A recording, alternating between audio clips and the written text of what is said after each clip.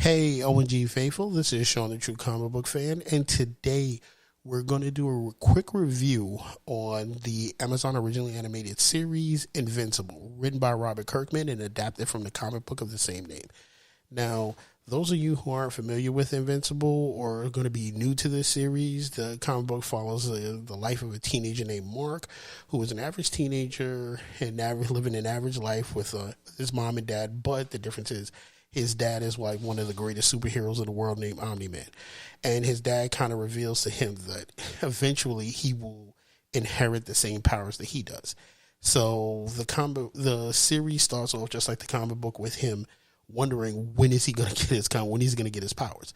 And it's like the great way they show you, just like the comic book, of all the trials and tribulations he goes through right before he gets his powers. Now, I know a lot of times when they do adapt a comic book into a animated series, they don't like to follow it directly. They kind of like to change things up so that the readers don't expect anything and they're going to get bored with the series, and anybody new who's there will enjoy the series also.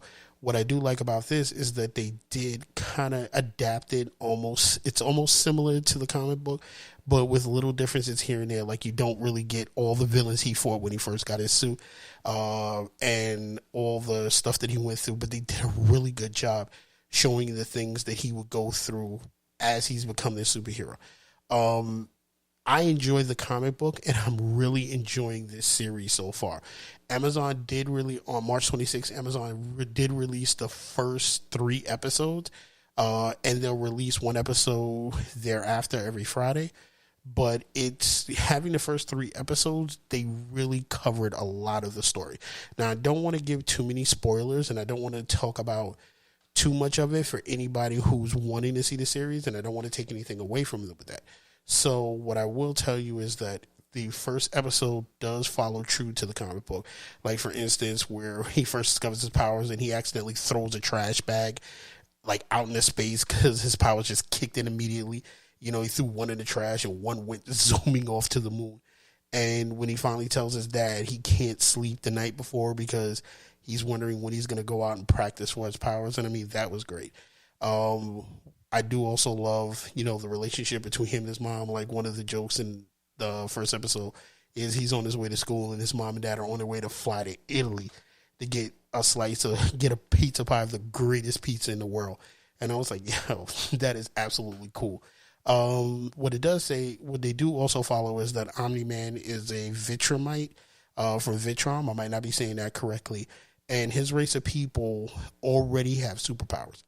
So the thing is, like, they start off with superpowers and they all decide, you'll have to watch the series or read the comic book, that they're going to spread out and try to help the world. Once you read it, you'll understand why that's something that you're going to have to get into. Like I said, I'm trying not to give any spoilers, but they also show you his relationship where he gets with a new superhero team, a team that he gets there, some of the things that he goes through when he's first learning to use his power, because he really does mess up here and there. But like I said, the first episode was absolutely amazing. Showed a lot with they covered a lot, and especially a lot from the first few comic books. So I will say I have to give this, for the first episode, an A+ because it just completely rocked and it completely blew everything away. I will say that if you're a new fan, have never read the comic book, I would advise you to hit your local comic book store and pick up the anthology, or pick up the comics anywhere you get a chance to. But also, watching this series you'll pretty much get the gist of what's going on, and you will definitely enjoy it. Like I said, Amazon gives you the first 3 episodes, and in the first 3 episodes, it gives you a lot. It doesn't hold back with anything. And one of the things I do enjoy is that they aren't afraid to make this rated R. Because some animated series, like, they're like, oh, let's not do anything rated R and blah, blah, blah. They keep this true to it. Now, the cast is what's crazy about it is written by Robert Kirkman, so the cast kind of seems like a who's who from The Walking Dead. You know, you actually have Stephen Ewan as voice Invincible, J.K. Simmons voicing Omni-Man, Sandra Oh is his mother, and then you have like Lauren Daniels, Lionel James, Lauren Cohen, and Chad Coleman, some of our favorites from The Walking Dead, voicing the other actors like Martian Man, Aquarius, War Woman, and Darkwing.